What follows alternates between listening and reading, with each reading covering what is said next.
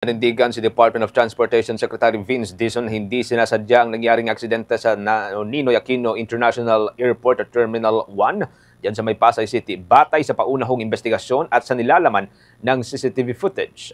Ayon sa kanya, may pasaherong inihatid ng driver na kinilala bilang si Leo Gonzales. Bago nangyari ang pag-araro ng sasakyan na agad namang kinumpirma ng driver at sinabing nataranta lamang siya dahil may tumawid umano na sasakyan na sa halip na sa preno ay ang selenyador ang kanyang natapakan o ito ho yung accelerator ng sasakyan.